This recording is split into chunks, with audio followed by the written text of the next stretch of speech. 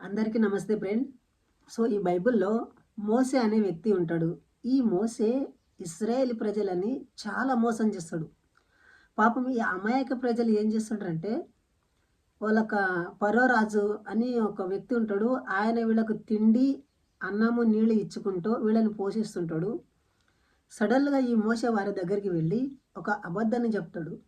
ఏమంటాడంటే, మా దేవుడు మమ్మల్ని 3 రోజులంత దినమున మమ్మల్ని అరణ్యంకెళ్ళి పూజ చేసుకొని వస్తామంటనని చెప్పారు. సరే ఫరో రాజు ఏమంటాడు, వాళ్ళ దేవునికి పూజ చేసుకొని వస్తారు కదా అంటనని పంపిస్తాడు. మొదట వ్యతిరేకిస్తాడు, నేను పంపనంటాడు. అయినా కూడా వీళ్ళు మళ్ళీ మళ్ళీ రిక్వెస్ట్ చేసేటప్పటికి వాళ్ళని పంపిస్తాడు. ఎవరు? మోసేని పంపిస్తాడు. ఎవరు? ఫరో రాజు. సో వీళ్ళు ఏం చేస్తారంటే 3 దినములంట దూరం వెళ్ళి మళ్ళా వస్తామని చెప్పి అక్కడనే పారిపోయారు. ఏమని చెప్తాడు ప్రజలకు? అరే మీకు పాలు తేనెలు ప్రవచించే దేశాన్ని నేను ఇస్తారా అని చెప్తాడు. సో ఆ మాటలు విని ఆ ప్రజలు అతని వెంట ప్రయాణమవుతారు. కట్టుకునికి బట్టలు లేవు, తిన్నికి అన్నం లేదు, నడవనికి చెప్పులు లేవు. వీళ్ళు నానా బాధలు పడుతుంటారు ఆ ఒక అరణ్యంలో. ఒక రోజు కాదు, 2 రోజులు కాదు, చాలా సంవత్సరాలు, ఇంచుమించు 40 సంవత్సరాలు. అప్పటికే వాళ్ళకి వీడు 40 సంవత్సరాలు వచ్చింటుంది. ఆ 40 సంవత్సరాల ఒక జనరేషన్ని ఎంట పెట్టుకొని అరణ్యం వైపు వస్తూ ఉంటాడు. వెనక శత్రువు తరముతూ ఉంటాడు, ముందల ఆకలి భయం, ఇలా ఇరుక్కొని పోతారు. మొత్తానికి అటు ఇటు చేసి ఆ ఒక అడవిలో ఆ ఒక ఫరో రాజు చేతుల నుండి వీళ్ళు విడిపించుకుంటారు. విడిపించుకున్న తర్వాత కాస్త ఆ అడవిలో స్థిరపడతారు. ఇంకా మాకేం భయంలే, మాకు హాయిగా బతకొచ్చని అనుకుంటారు. అంతలోపటే వీళ్ళకి ఒక కొవ్వు ఎక్కుతుంది. ఎందుకంటే ఒక మైండ్లో గర్వం అనేది వస్తుంది. అప్పుడు మోసే పండుకున్న తోటే ఏమంటాడు జనాలకి, సో నాకు దేవుడు కలలో ఒక నిబంధన చెప్పిండు, ఆదివారం రోజు మీరు ఎవ్వరు కూడా పని చేయరాదు అని వాళ్ళకు గైడ్ చేస్తాడు. వాళ్ళు తలంపులో పెడతాడు. సో మీరు ఏం పని చేయరాదో ఆ రోజు అంటాడు. సో అట్లా ఉన్నప్పుడు సరే అని ఒప్పుకుంటారు. ఒక్క ఫ్యామిలీ ఉంటుంది. ఆ ఫ్యామిలీ అన్నానికి దిక్కు లేక, తిండికి తిండి లేక ఉంటారు. ఆ ఒక కుటుంబము వాళ్ళని ఇబ్బంది పెడుతుంది. నాన్న మరి మా కోసం అన్నము, మరి మేము ఇంత ఆకలి అలమటిస్తున్నాము, ఆ దేవుని పేరున మేము ఉపవాసం చచ్చిపోతున్నాం మేము ఇక్కడ అంటనంటే, అతడు ఏం చేశాడంటే కట్టెలు ఏరుకోవడానికి వెళ్ళాడు. ఎక్కడ వెళ్ళాడు? కట్టెలు ఏరుకోవడం దేనికోసము? వంట చేసుకొని తిందామని వెళ్ళాడు. సో అలా కట్టెలు ఏరుతున్న వ్యక్తిని ఈ మోసే మనుషులు పట్టుకున్నారు.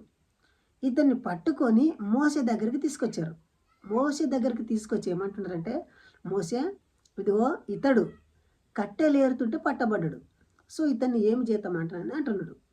సో అప్పుడు మోసే ఏం చేస్తాడంటే, సరేరా వీడు కట్టెలు ఏరుకుంటే పట్టబడ్డాడు కదా, వీడిని కాళ్ళ చేతులు కట్టేసి చెరసాలలో ఉంచాలంటున్నాండి, కావలిలో ఉంచుతారు. సో చూడండి ఎంత దుర్మార్గం అండి. అక్కడ వాళ్ళకి ఏమని చెప్పుకొచ్చి స్టార్టింగ్లో నేను చెప్పాను కదా, అబద్ధాల పుట్ట మోసే. సో ఏం చేస్తాడంటే మళ్ళీ దేవునికి వెళ్ళి ప్రార్థన చేసి వస్తా అని పోతాడు. ఎందుకంటే ఆ కాళ్ళు చేతులు కట్టేసిన వాని సంగతి విచారించుకున్నట్టుగా దేవుని వద్దకు ప్రార్థన చేసుకొస్తా అని వెళ్తాడు. అట్లా వెళ్ళి తిరిగి వచ్చామంటాడు, అరే దేవుడు నాకు ఆజ్ఞాపించే ఈ ఒక వ్యక్తిని ఊరు బయటికి తీసుకుపోయి రాళ్ళు తీసుకొని కొట్టి చంపాలంటున్నాను. సో అలా ఏం చేస్తారంటే ఆ ఒక్క ఫ్యామిలీని మొత్తాన్ని తీసుకెళ్ళి అడవిలో చంపేస్తారు. సో దీనిలో ఏమైనా న్యాయం ఉందే?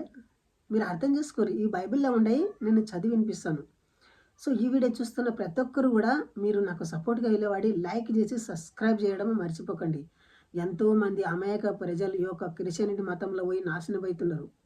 మత మార్పిడికి లోగయి బాధపడుతున్నారు. వాళ్ళు స్టార్టింగ్లో దేని గురించి వెళ్తారు? మా రోగాలు పోతాయి, మా అప్పులు పోతాయి, మా బాధలు పోతాయి, మేము బాగా ఉంటాము, మేము హ్యాపీగా ఉంటామని వెళ్తారు. అక్కడికి వెళ్ళిన తర్వాత మనల్ని దూరం చేస్తారు. విగ్రహారాధన అంటే విగ్రహారాధన తప్పుపడతారు, ప్రసాదం తినరు, యా గుడికి మొక్కరు, ఎవరితో కలిసిమెలిసి ఉండరు. సో సైకోగాళ్ళలాగా తయారు చేస్తారు. దయచేసి ఇలాంటి వారికి దూరం ఉండి, సో ఇలాంటి వారిని అరికట్టి మన ఒక దేశానికి ప్రమాదకరమైన విధంగా మనం చేయకూడదు. ఎందుకంటే భారతదేశాన్ని గౌరవించేది హిందువులు మాత్రమే. ఎందుకంటే వాళ్ళు ప్రార్థన చేస్తారు, భారతదేశం అంటే క్రీస్తు రాజ్యంగా మారాలని అంటారు. సో దయచేసి ఆలోచించండి. సో నేను ఇప్పుడు చెప్పబోయేది బైబిల్‌లో ఉందా లేదా ఎగ్జాక్ట్‌గా నేను చదువుతానండి. సంఖ్యాకాండము 15వ అధ్యాయము 32వ వచనం నుండి కిందికి చదువుతా చూడండి. ఇశ్రాయేలు అరణ్యంలో ఉన్నప్పుడు ఒక విశ్రాంతి దినమున కట్టెలు ఏరుట చూచిరి. ఒకడు కట్టెలు వేరుట చూసిడి. వాడు కట్టెలు వేరుట చూచిన వారు మోషే యొద్దకు, అహరోను వద్దకు, సర్వ సమాజం వద్దకు వానిని తీసుకొని వచ్చిరి. వానికి ఏమీ చేయవలెనని అది విశాలపరచబడలేదు గనుక వానిని కావలిలో ఉంచిరి. తర్వాత యెహోవా మోషేకు, ఆ మనుషుడు మరణశిక్ష పొందవలెను అనెను. సర్వ సమాజము పళ్ళెము వెలుపల రాళ్లతో వానిని కొట్టి చావనంపిరి. మోషేతో చెప్పెను, చావనంపురి అని మోషేతో చెప్పెను. కాబట్టి యెహోవా మోషేకు ఆజ్ఞాపించినట్లు సర్వ సమాజము పళ్ళెము వెలుపలికి వానిని తీసుకొని పోయి రాళ్లతో వానిని చావగొట్టెను. చూడండి ఎంత దుర్మార్గము. ఇంకా రాను రాను చాలా అసహ్య కార్యాలు చేస్తారు, చాలా ఇబ్బందికరమైన కార్యాలు చేస్తారు. కానీ వాళ్ళని ఎవరిని కూడా ఏమి శిక్షించాడు దేవుడు. అంటే ఎప్పుడు ఏ వ్యక్తిని అతని మనాన్నోడు తెలియదు, మందిది తెలియదు, అంటే కసాయి వాళ్ళు ఉంటారు కదండి. ఇప్పుడు పశువులను ఎవరైనా పెంచుకుంటారు, అంటే కోళ్ళని ఎవరైనా పెంచుకుంటారు కదండి. సో వాళ్ళు ఏ కోడిని కోసుకు తినాలో వాళ్ళకి ఇష్టం వచ్చిన కోడిని కోసుకు తింటారు. సో అలా వీళ్ళు ఈ దేవుడు ఏం చేస్తాడంటే ఆ జనాల్ని ఆ అడవికి దొరికొచ్చి తనకి ఇష్టం వచ్చిన వారిని చంపేస్తాడు, తన వారిని తానే చంపేస్తాడు. సో దయచేసి ఆలోచించండి. ఇది మాత్రము క్రైస్తవులకు వ్యతిరేకమైన వీడియో కాదండి.